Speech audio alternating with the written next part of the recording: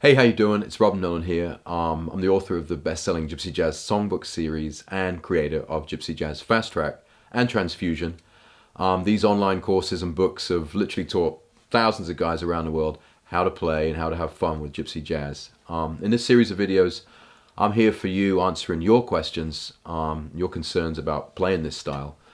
And I've got a good question from Gary from Southern California. And he asks, what are some of the most common scales used in Gypsy Jazz? So he's looking to find some scales which he can start to improvise with in Gypsy Jazz.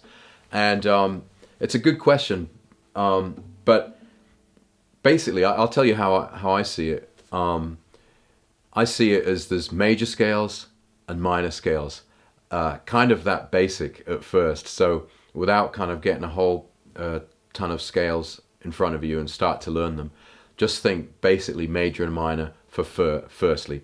I'll show you what I mean. So if we're in G, then obviously we know a G major scale would be like this.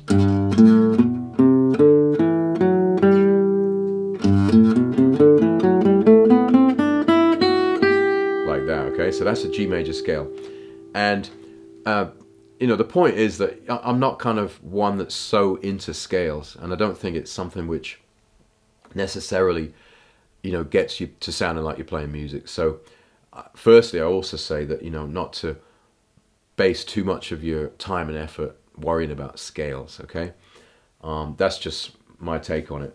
Because obviously you could play that, you learn that scale, you probably know it now, G major scale. But does that mean that you can play over, out of nowhere,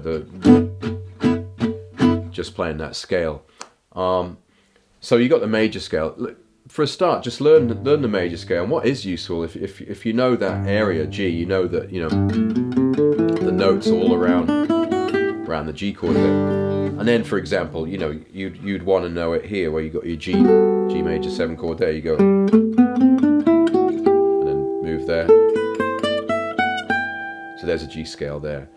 So that's cool. The trick is learning the scale and then being able to, pick out the good notes, which the flavor notes, if you like. And in Gypsy Jazz, the question was, the scales used in Gypsy Jazz. When you're playing over a G, for example, it's good to get that relationship with knowing each step of the scale. So it's not just a mechanical thing that your fingers are going through. But you actually understand and can relate to each note. So obviously the root, that it's going along in G, and that it's going to sound like the root is going along.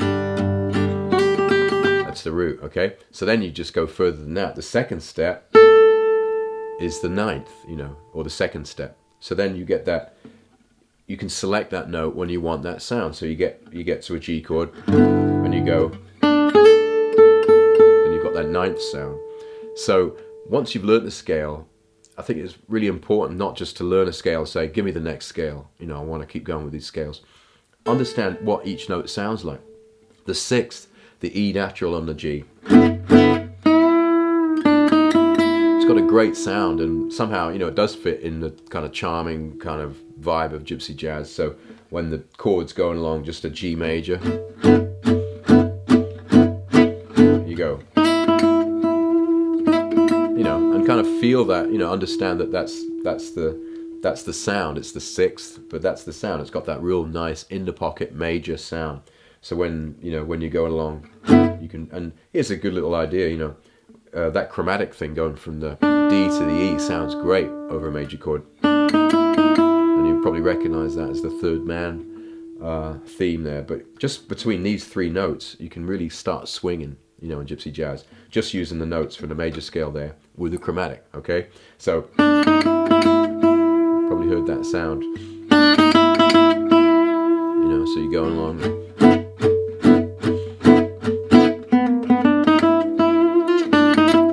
Bend up to the sixth, right? So, the message is, don't keep learning more and more scales, whatever, augmented scales, half diminished scales. Understand the major scale first, okay? So there's the sixth. The major seven's got another sound. The F sharp, So that's got a a really nice kind of, that's the major 7, and as soon as I hear it I recognize it, you know, and then I know where it is on the fretboard. So it's going along in G, and you go, and you've got that major 7th, you got it here. It's the F sharp, the 7th, you know. And basically for every step of the scale, that's what you want to understand. So you know that the 5th to root sounds like that, you know. So that's just a note of the scale. Because, you know, it's not going to sound any good playing the scale in its, you know, like that. It's going to sound like the scale, and you don't want your music to sound like scales, you know, you want it to sound like music. So take each note from the scale and understand its character, feel its character, you know, but using your ear. And then when you're on a major chord, and when you want that flavor to come in, then play the note. That's worth practicing that. And do the same for the minor. So you've got the minor, G minor. And there's different minor scales in, you know, in classical music, there's different minor scales. So that's one of them. And then you've also got that sound with the E natural there, which is this sound. Which is actually, the E natural over the minor scale is quite a, you know, again, getting back to the question, it's quite a typical flavor in gypsy jazz. So the E natural for the minor and the major really works, you know, equally good. So you go along in G minor, like, you know, it's going like that, and then the 6th sound like that same thing, that same note. And again, all the steps of the scale have got their characters, what they sound like. The minor 9, you know, it sounds beautiful. You've got that 9th sound. So explore that and be thorough with it, you know.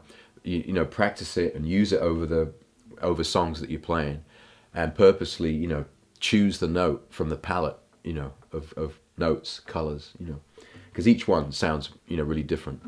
And you know, so basically that's my pointers for this question, is to before you take on a ton of scales, and then, you know, I've met guys, you know, who kind of thirst for scales and are burning them down scales, they're practicing scales, tick tick tick tick tick at home, but you know, when I hear them play, it doesn't sound that great, you know. It sounds like they're still practicing, you know. So my advice would be take a step back. Think of it simply as major and minor, and you know where to use major over major chord, minor over minor chord, okay? For now, keep it really simple and understand each step of the scale and how cool each note sounds. So that was my answer to the question. And if you've got a question that you want to ask me, then please fire away. I'm here answering questions, and I'd love to hear yours. Also, if you're into Gypsy Jazz Guitar, then you're going to love Gypsy Jazz Secrets magazine. This is an online magazine which is viewable from an iPad or an Android or an iPhone, any handheld device, and it's beautiful, packed full of Gypsy Jazz goodness, lessons and performances. So if you're interested in that, go to gypsyjazzsecrets.com, where you can download the free app.